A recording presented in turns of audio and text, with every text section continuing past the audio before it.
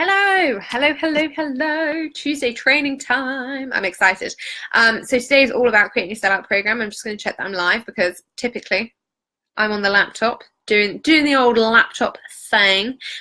So I just need to check that I'm live. It's always the way, isn't it? When you're going live on a laptop, you can never ever find yourself. Yay, Rebecca's here. Hello. I was talking about you earlier. If your ears were burning, it was all good things. I was saying how amazing your hair was and referring you for somebody who was looking for nutrition stuff. So yeah, there you go. If you're here, say hi. Hey, Liz, my faves. And obviously share this with anyone that you know could use a little bit of a helping hand when it comes to creating programs. So I do look naff today. I am, I've come from the gym. Still gymming, by the way. I'd like to point this out. It has been, I was saying this to Jen Hall earlier, it has been 4 months since I started at the gym. 4 whole months. I still hate it. Zero progress in terms of weight loss, but I have thighs like the Hulk, right? I could crack big nuts with my thighs right now, but as a result it means that I always have like disgusting hair because it's always just being washed and like ranked back. Hey Kirsten. So today's all about creating sellout programs, and I want to make this as simple as possible because let's face it, there are so many things that go around when it's about creating programs, and I want you to kind of see the process that I take when I create my programs. So obviously there are some changes going on in my business. Bring on the thingies. I love that typo. My steel ovaries could also crack acorns. Like I'm quite happy with that. But yeah, so I wanted to show you how simple it is, because obviously, you know, there are lots of things when we get to the end of the year. I don't know whether anyone else does this, but I get to the end of the year and I do like this analysis of like what worked well, what didn't work well, what did I enjoy, what didn't I enjoy, and I go on this kind of like New Year, New Start binge, right? Does anyone else do this? New Year, New Start binge? Get all the notebooks, all the personal development books. For Christmas, I've asked for a tons and tons of books that I can become the best person ever in 2018. I wanted to also become the best person ever in 2017. And I feel like it's going to be a lifelong journey. I'm always going to be trying to be the best that I can be, and I'm always going to be trying to bring the best service to my clients that I can. And so this year, when I was going back, I'm sorry, Missy. I'm like, you walked in on the thighs and the ovaries and the nuts, like, what a day. But it's one of those things when we're in the online world, I think we can get really kind of, we beat ourselves up, right? We get to the end of the year and we're really super critical. And I say this to my clients all the time, like, can we look at all the amazing things that we have done, right? Can we look at the growth journey that we've taken? And there are some amazing clients, you know, who've done incredible things, and yet they're like, oh yeah, but I didn't read that book. Like, oh God, I didn't fill out my planner every day, or, you know. And I do the same. And it's the same when we come to creating offers, okay? A lot of us have had offers, and hands up here, right? Who's released an offer this year that did really well? And not in terms of like profit, but in terms of your clients got results, people were happy, woohoo, like all good. Who's done that one? Obviously you can't. Well, you can put your hand up, but you will be in your living room or kitchen, car, putting your hand up. But yeah, put your hand up, send me some little emojis if you have been that person who this year has put out an offer and has aced it for a client, right? Just fucked up and bought an action planner. I love it. Love it. So who's done that? Does an evergreen one count? Yeah, of course. Absolutely. Any offer this year that you've put out that a client has loved, right? That they've got results from, that they've been happy with. Who's done that? I have done that this year. Who has put out an offer this year that they thought was great, right? They thought was epic, that actually, when it came to launching it, didn't sell as quickly as they thought it was going to sell. Didn't get as many people in the doors as they thought it was going to. That's me too. You can throw up some emojis there. It's the same thing. Two sides of the same coin, right? And this is what it comes down to when we're looking at creating sellable offers. Sometimes you're going to hit the mark, sometimes you're not. And lots of people think that it's about having that kind of like, oh my goodness, guarantee in the bag, offer. And it's really not. It's about increasing your chances of making this the best offer that your ideal clients have seen all year. And there are a couple of ways of doing that. Hey Liz, you missed the steel ovary in the thigh talk. Like, you're late. You'll have to go back and watch it. But it's about giving yourself the best chance, the best shot of the apple, bite the apple, whatever the phrase is, at making and creating the best offer for your clients that they have to get their credit cards out for immediately. Now, obviously, we're coming up to Christmas. So when we look at the Christmas period, people are in buying mode. How many people have already bought stuff already for Christmas that they did not need? I have bought tons of it. If this was some kind of Christmas meeting, I've bought decorations that I didn't need. I've bought presents that I don't need. I've bought food that me and Sam are home for one day. We're home on Christmas Day, and then we go to his parents, and then we come back, and like we won't even eat it. And I've accidentally, on purpose, bought a 2.5 kilo turkey that we won't eat because it's just me, Sam, my mum, and her new boyfriend. So yeah, 4 of us, 2.5 kilos of turkey in one day. I have a feeling it's gonna, it's gonna be in the freezer. Not my freezer either. It'll be in someone else's freezer. So, Christmas is a time of year where we're already in buying mode. And it's a really, really good idea at Christmas to kind of look around and go, oh, what makes that the thing that I have to buy? And there's usually 3 things. So without further ado, I feel like there should be some kind of drum roll. I'm like, I need one of those little machines where it does a drum roll, and every time I just like drop a few processes, I can do it. But first thing is market research. Yes, it's boring. It's not sexy, okay? The market research is the bit that everyone goes, yeah, I've done that. And really, what everyone's done, and I've been guilty of this, is stick a post up in a Facebook group or out to their email list and go, what do you want to learn about right now? Tumbleweed. Anyone else had that this year? Awkward silence. Don't know what I want to say.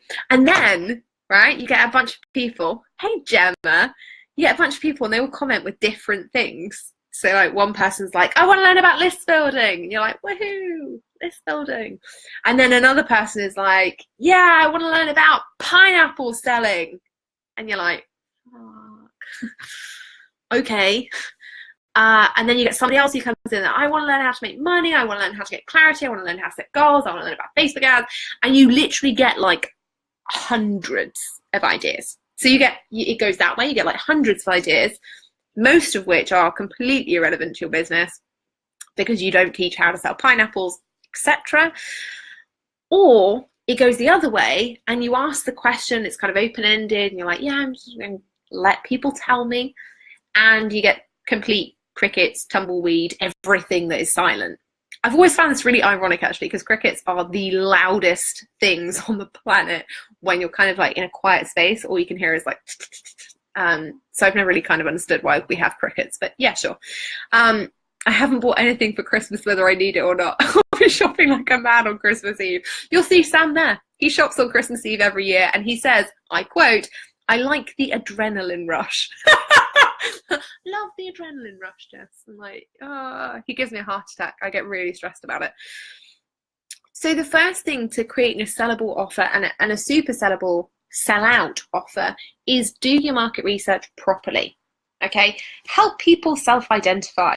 In your market research posts, emails, whatever, even if you're doing proactive outreach, and I do this, sometimes I reach out to people and I'll be like, hey, Liz, if I was going to set up an offer, that helped you tackle XYZ things that I've seen you talk about over the last year, would it be something that'd be interesting? Right? And if so, why? And if not, why not? You can absolutely reach out to people and ask this. Just don't do it in a sleazy way. Make sure it's not a pitch. It's just a, hey, I know you really well. If I was going to do that, would you think it'd be okay? Like, help people self-identify. Who would this offer be for? Okay, who are the people you're looking to work with? What kind of level or stage of business are they at right now?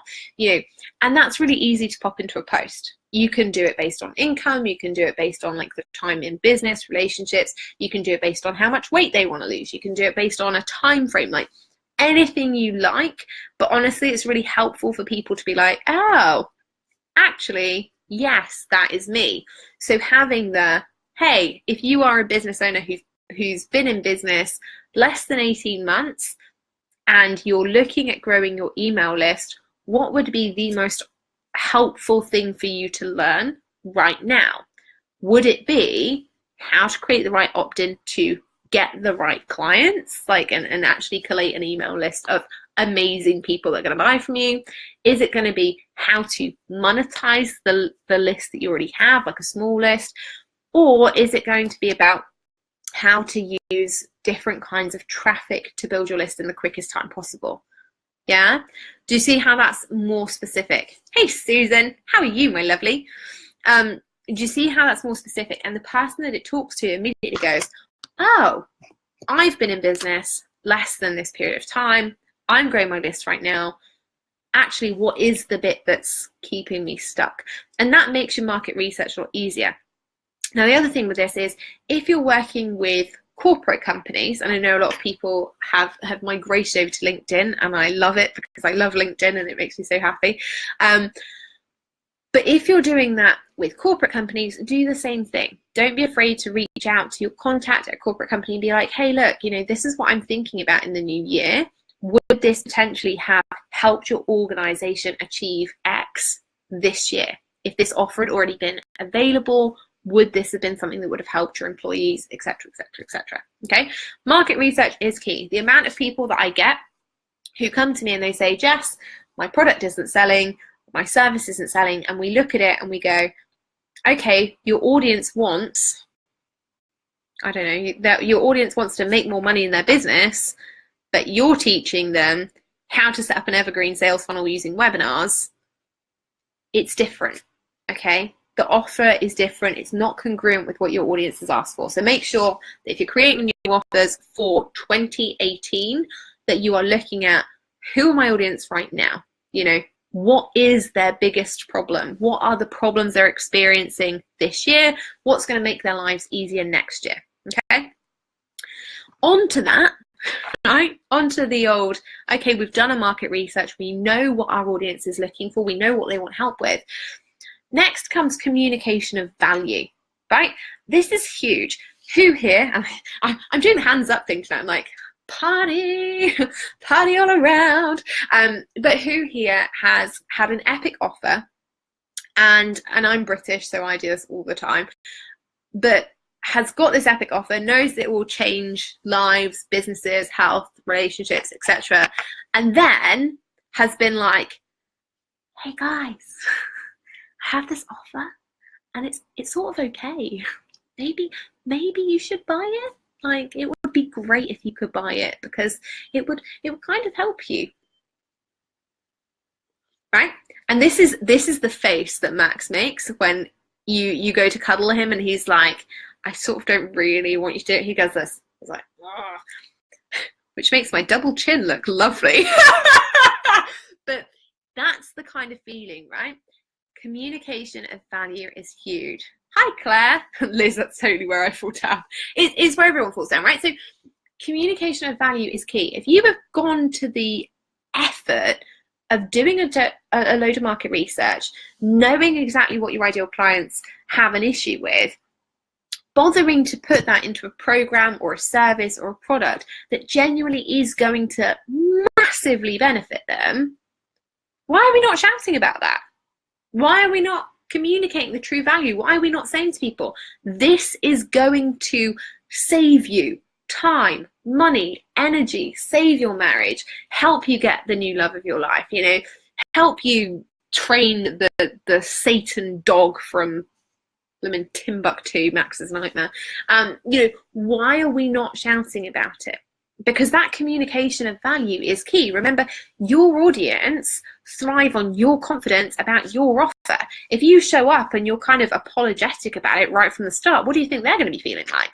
They're going to be like, oh, Jess isn't very confident about her offer, maybe there's something wrong with it. Maybe she doesn't know what she's doing. Like, maybe she's going to teach me something that's going to be completely off the wall. Communication value is huge. And that's got to do with confidence. And it's also got to do with how you talk about the transformation that people are going to achieve. It is okay to make big promises. It's okay to say, hey, look, your life and or business and or wealth, health, relationship could be completely transformed if you show up, if you do this, if you change and you commit to doing the work. Big changes, big transformation is possible for you, right? It's okay to say that. Yeah, Liz, clearly my audience are deaf. Or that. If they are, get subtitles. It's all fine. Bernadine, what do you do if your current audience isn't necessarily part of your new focus in the new year? Good question. So that is time to have an exit strategy. New audiences take time to build. So your audience right now may not be your ideal clients for 2018. But it doesn't mean that they're not going to contribute to your revenue strategy. So have an exit strategy, make sure that you give them a clear timeline. Hey, I'm going to be phasing out these services over X amount of time. Make sure if you're interested that you get in now so that when I do start phasing them out, we've got you covered. Yeah. And that way your revenue is steady until you've built up that new audience of new ideal clients. Okay. Your husband isn't a hugger. See, Sam sounds like a limpet. We call him the limpet. He's like permanently attached to people, mainly me, so it's okay. Like not just random people in the supermarket. Hey, Hannah and Marcy.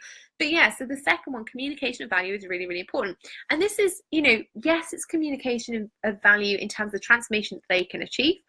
But it's also about looking at what are the consequences of them not doing it right now. And I say this to people all the time. I'm like, when are we telling people about the true consequences? If they don't buy right now, what will happen? And it's not just like, oh, the price will go up. Oh, maybe I'll lose spaces. Maybe they won't get in this round, but they'll get in the next one. It's about, okay, well, if you don't commit to changing your health right now, what does that mean for 2018? Does it mean, if we're totally honest and transparent, that you are more you are more susceptible to diabetes, high cholesterol? Does it mean that if we're transparent, if we're really honest with ourselves? Yes, it does. Hence why I started going to the gym. I call myself a stalker. Probably don't want to yell that one too loud in public. To see you like wandering around Tesco. Stop stalking me. Probably wouldn't go down well.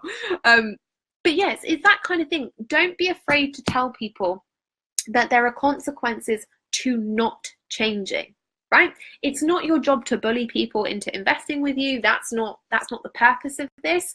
But it is your job to be honest and say, okay, well, you don't have to change your life with me. You don't have to change your business with me. You can change it with whoever you want.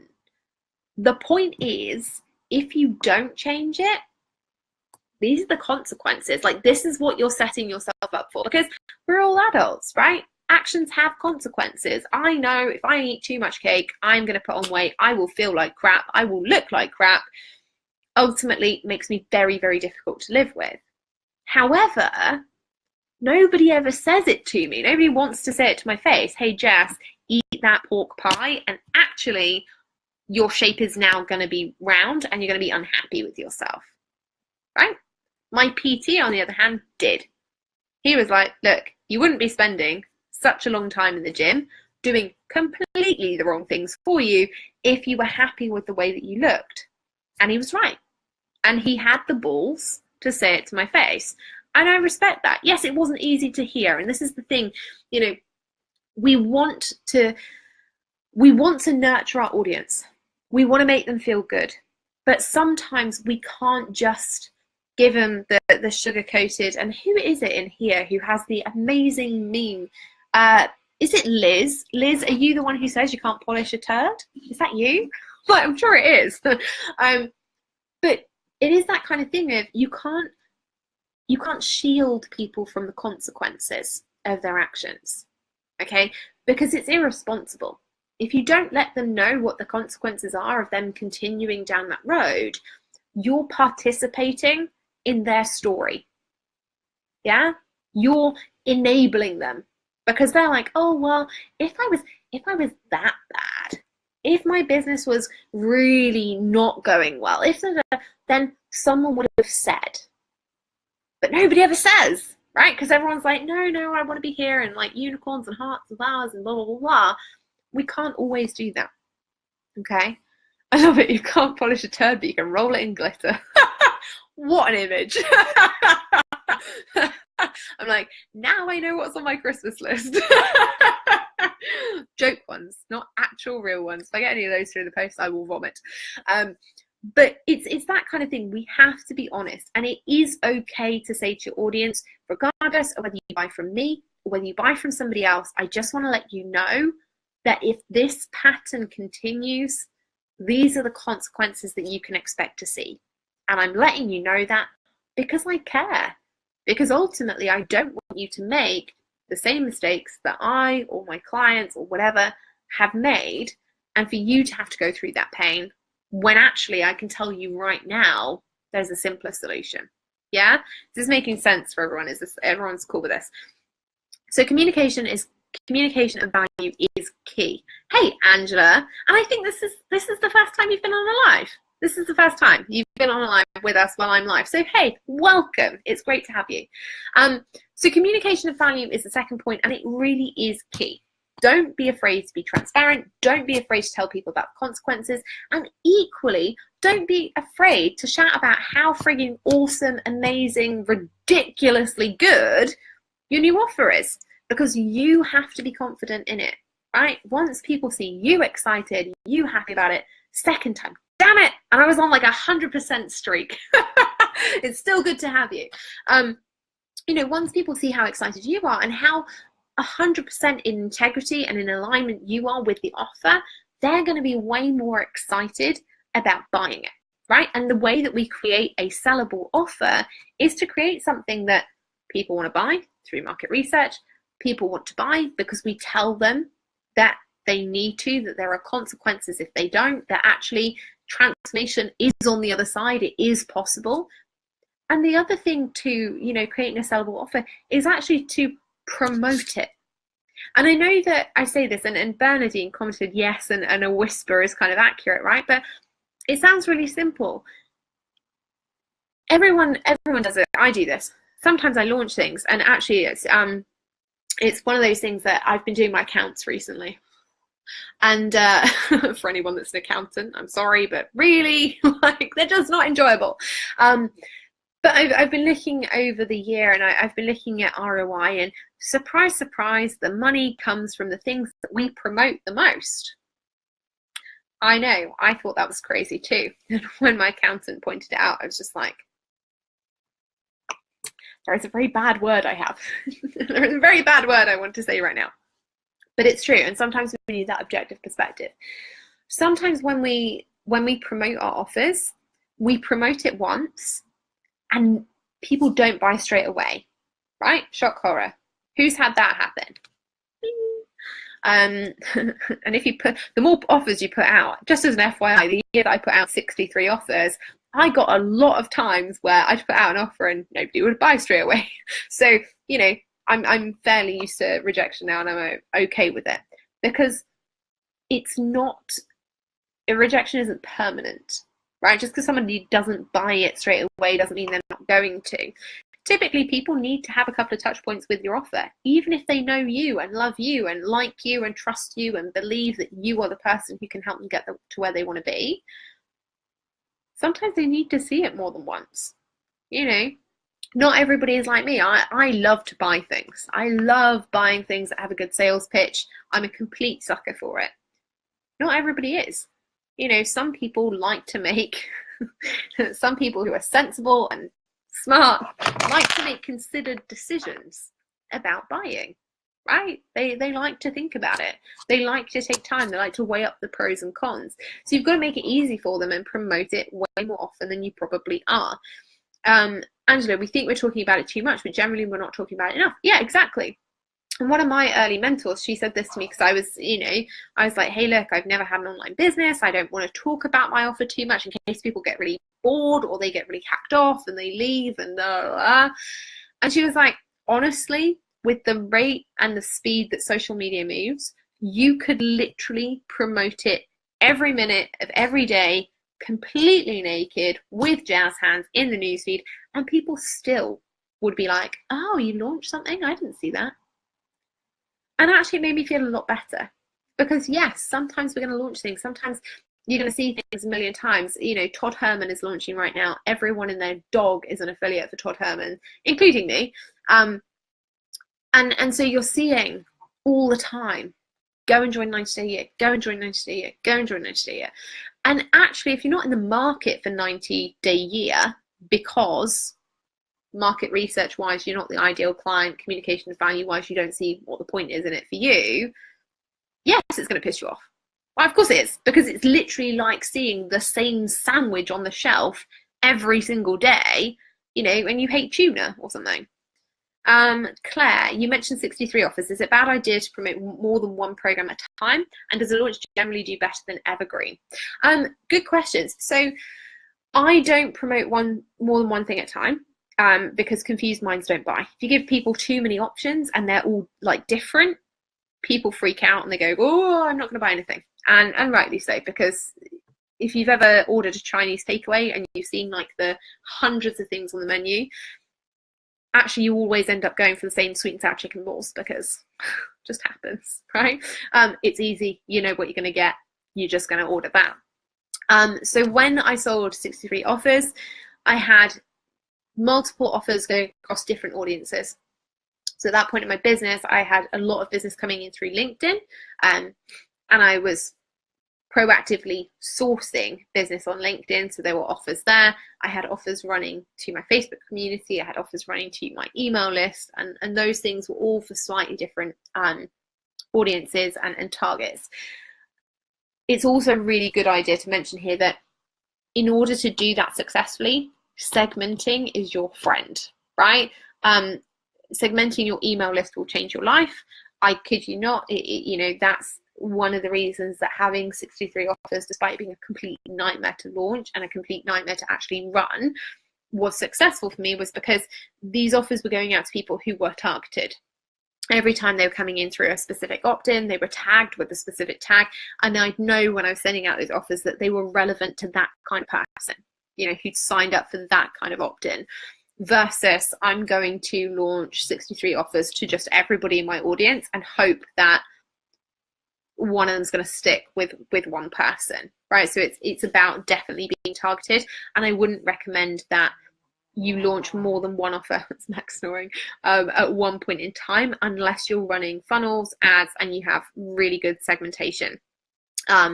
Only rules against that are if you're promoting. So for example, I get featured on telesummits quite often, or podcasts and things, and I'll often share those and promote them, because you know it's good to promote things that you're featured on for the person who's created it and spent a ton of time interviewing you and stuff, and a paid offer. Yeah, so you can promote those two things in tandem, but generally you want to be very, very specific about what you do. All right. Second thing is launches and evergreens. The reality is, and statistically, like, the differences would be very, very minor, and I don't have them to hand. I could look at them for my own business and I could tell you, you know, I'll happily tell you all what the differences look like for me between funnels and launches, or like evergreen products and manual launches. To be honest, it comes down to what traffic you're going to put in front of it, because evergreen products require lots of eyeballs being driven to it regularly, and if you don't have a large audience, it can mean that actually your evergreen offer doesn't make a ton of money, you know, and doesn't make more money because not enough people are seeing it, you know, and not enough people are seeing it regularly. And you know, if you then go down the paid ads route, you'll also be attributing a traffic cost to that. So you'll have to take off any of that cost for, you know, to work out your profit anyway. So it wouldn't necessarily be as profitable. Launching, again, it's really going to depend on you doing all of the other things here. So looking at, okay, have you done the market research? Have you created an offer that's based around your audience's biggest problem right now? Are you communicating the value? And then are you promoting it effectively for the time that you're launching? Most people tend to launch with a 7-day cut. So it's like short, sharp burst of huge energy. Buy this now, email sequences, webinars, challenges, whatever you're going to go with. And so actually that can be more profitable because generally those things are organic. So you don't have the expense of the ads, but you do have your time cost in there. All right, so there are a couple of other factors to consider in terms of where you're planning on getting all the eyeballs. And then, are you going to be paying anything for those? And then obviously price point of your offer. How premium is your offer? If your offer is like $5 and it's evergreen, it's not going to make that much cash, even if you have tons of traffic running to it. If your offer is $5 and it's in a launch and it's not what your audience want, equally, you're not going to make tons of dollars. So, there are lots and lots of variables there. Does that help? Let me know. So promotion, massive part of your launch strategy, massive part of having a sellout program is obviously promoting it. You have to get used to telling people about it. You have to get used to promoting it. You have to get used to doing the basics, change your header photos. If anyone's noticed, I don't know whether anyone has, that in this group, for example, if you scroll up to the top, you can see that the header photo has changed to reflect the fact that I'm holding the Ritz event. Yay! In February, we only have 15 tickets left. I firmly believe that the amount of promotion that I've been doing in terms of letting it out to Dotties only first, making sure that it went out to this group straight after, so the Dotties got about 48 hours early on it, I think, then putting it out to this group and then putting it out to my wider community means that we are almost sold out in less than a week. And the reason for that is because I've been promoting it consistently, and we've got some phenomenal speakers and it's going to be great. And, there are lots of other reasons that it'll sell out, but primarily it is about promotion. It's about communication of value. It's about understanding what does your audience need right now. So if we put this into perspective, because I want to give you real life examples, for example, when I've been looking at my offers for 2018 and arranging those, I kind of looked at, okay, what worked this year? What did I enjoy this year? What didn't I enjoy this year? What went well, etc., etc. How did I miss all these bloody comments? This flipping laptop. Hey, Tina. But, when I looked at all of those kinds of things, the thing that really, that I spend a lot of time on and that I absolutely love is the Dotties. I really love being in the Dotties, absolutely love spending time in there. And so one of the things that was a big concern, actually, when I talked to the Dotties transparently about it, was the fact that it's a really intimate community. People feel safe in there. People like to come into the Dotties because it's a safe space. It's a community. They can get support. They can get access to me. They can build genuine relationships that they can have for a long time. And so one of the things that came up was we're not really keen on the community being a huge community. And so one of the things that I did was I go, okay, I've listened to that and I agree with that. There are many things that I realized this year, and one of them is that I don't want a huge membership. It's just not, it's not in my plan. There are people who do, yes, they make lots of money and it's great, but it's not what I want for my business model. So when I looked at, okay, sellout program that I want to create, I'm going to make the Dotties invite only. You will only be able to get into the Dotties if you're invited by another Dottie and you go through the application process and you're accepted, right? If you have the same values, if you have the same, desire to be successful, the same desire to support others, etc., etc., etc., that's how you can get into the Dotties. And that, for me, will, even though it's not going to be, a huge launch, will mean that every time we have spaces, it will sell out because we're curating amazing people and putting them into the right community for the right offer. And these are things, these are people who've been recommended and referred. So naturally, they're going to be the right fit for the offer, right? The other thing that I looked at in my business, and I went, okay, what else have I really, loved putting on this year? Cash creation. It's one of the things in my business that I absolutely love. It's one of the offers I want to keep in my business. when I looked at some of the ways that, you know, and some of the pitfalls that we'd had that I'd overcome. So obviously, you know, I bought in, I ran the first round, hugely successful. That was great. One of the things that I realized was that there was a lot of mindset work involved with just doing, just picking it up and running with it and getting results. And so obviously for rounds 2, 3, 4, I brought in Heather Gray, and she was, she's been absolutely phenomenal and is integral now to cash creation, right? Absolutely integral. There were other things that I looked at and I went, okay, we've sold out cash creation every time. And the reason that we sell it out every time is because everyone's like, oh, I'm going to make a ton of money really quickly, and blah, blah, blah, which is great, right? We sell out, it's all good. The downside to it is that sometimes we get people who, they really want it to be a magic pill. And I don't want that, because ultimately we're not selling a magic pill. We're selling a solution that's proven, it works. It's worked for over 100 women this year alone. Like, you know, it is a solid process. But when you come to it from the wrong frame of mind, from the wrong side of your business, when actually everything is terrifying, it's really hard work for you. And it's really hard work for us, you know. And whilst I love working, don't get me wrong, and I love supporting people, it's also not fair to put people in that situation. So one of the things, again, that we'll be doing for cash creation next year, and ensuring that it stays a sellout program, but that it remains in integrity with who I am and with the kind of results that I want to get from my clients, is that we'll be, again, setting some rules around it, helping people self-identify. Hey, is this genuinely the right solution for me, or is this a magic pill? Is this something that I'm grasping at because I'm kind of freaking out about everything else, right? It'll still be sellout, the process will still be there, you know, the promotion will still be there, and it'll be great, but it'll be different, okay? And this is all about creating the best sellout program for you, so that you're making sure that when you're doing things, you're not just launching them for the sake of launching it, right? You're launching things that you genuinely are passionate about, you genuinely know can help your audience, that all of those really good things about integrity and alignment, all that kind of stuff, it's got to be there, yeah?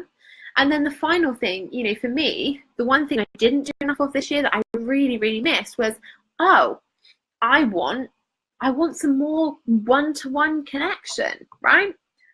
Claire, so cash creation, it will be opening shortly. It will be starting shortly. So if you are looking at cash creation, just let me know in the comments, because we've got a wait list and you can hop on that and get all the early birdie info.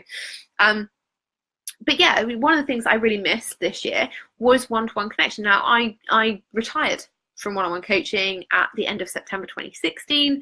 I was, you know, in all honesty, I was like, whew, I feel a bit overwhelmed about the amount of one-on-one clients I had. At that point, I had like 14 one-on-one clients. It was a lot of work, and it was tough, right?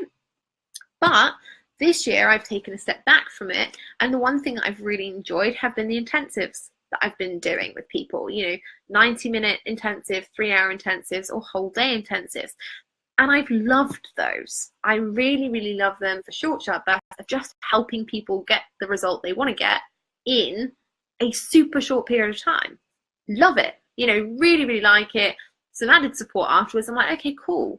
So one of the things that I'll be really focusing on next year is, okay, how can I offer those intensives? I love all the recommendations for cash creation here.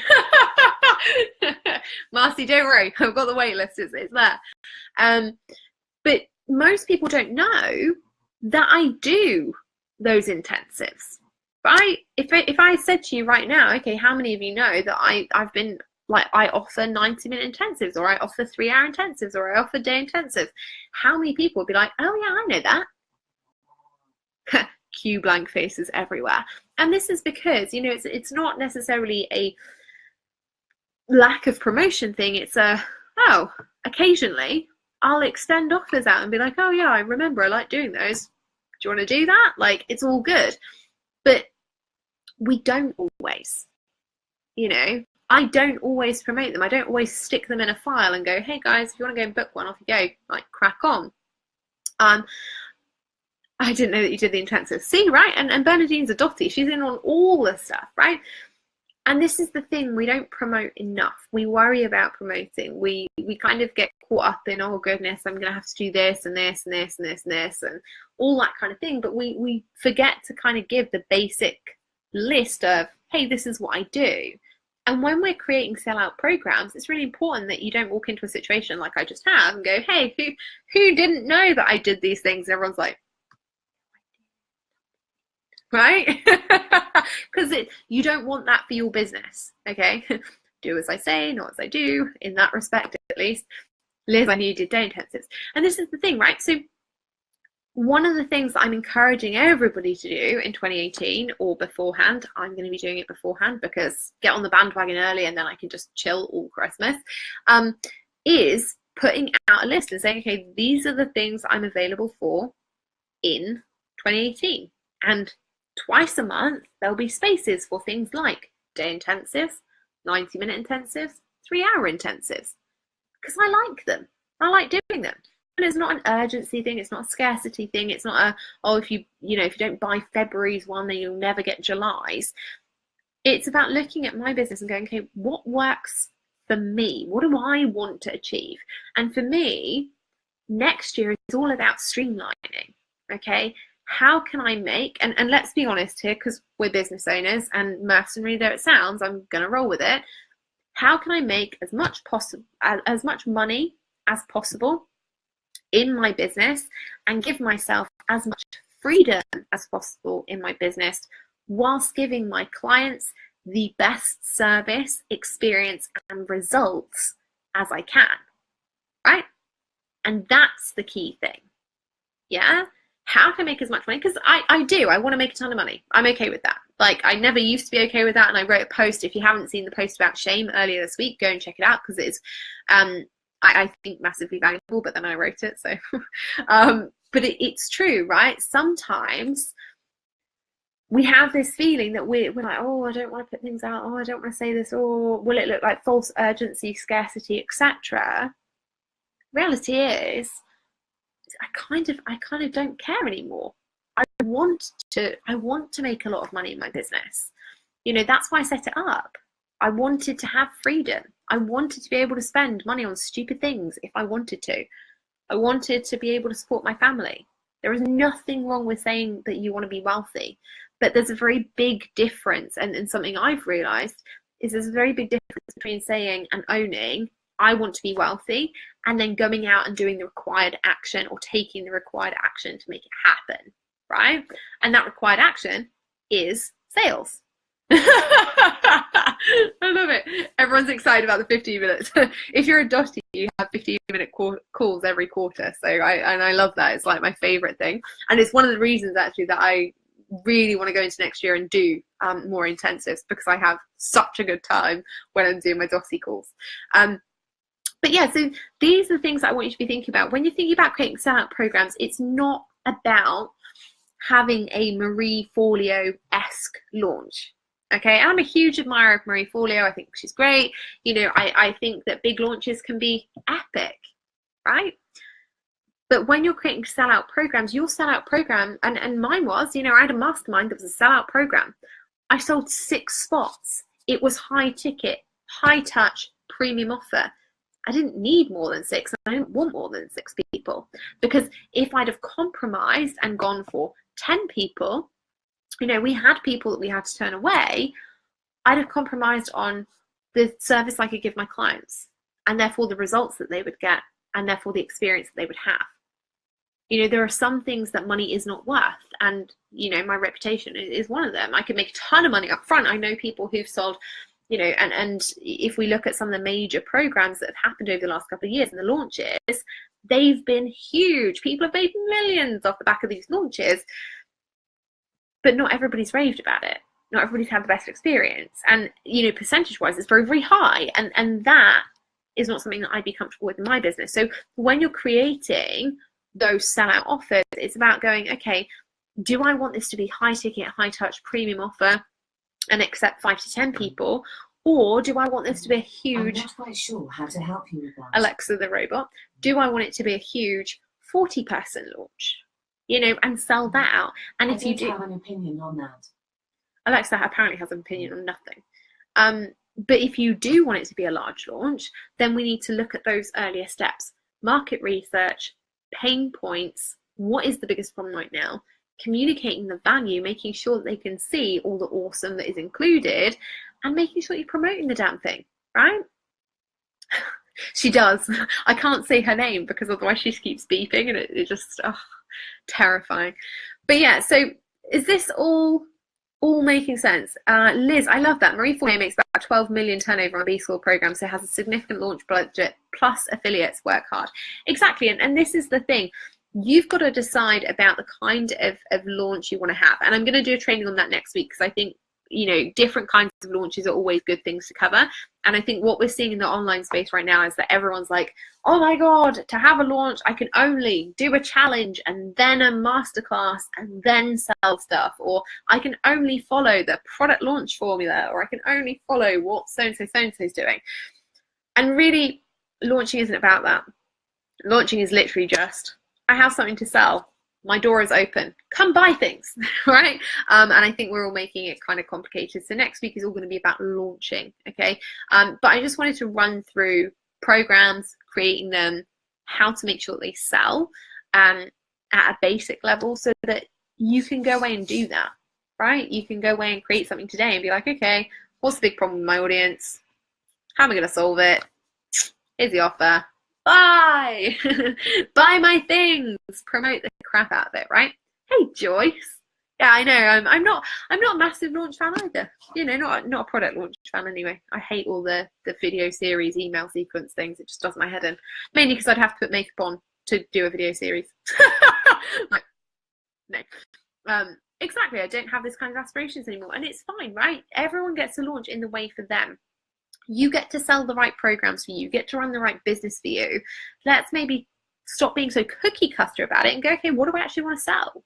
You know, I've got my list for next year. I've been percolating on it. The dotties are probably sick of hearing about it because I'm just like, yeah, I'm just thinking about what I want to sell next year. I don't know. Like, the only definites I have is that I know I want to expand the dotties until we get to our number, and then that's it.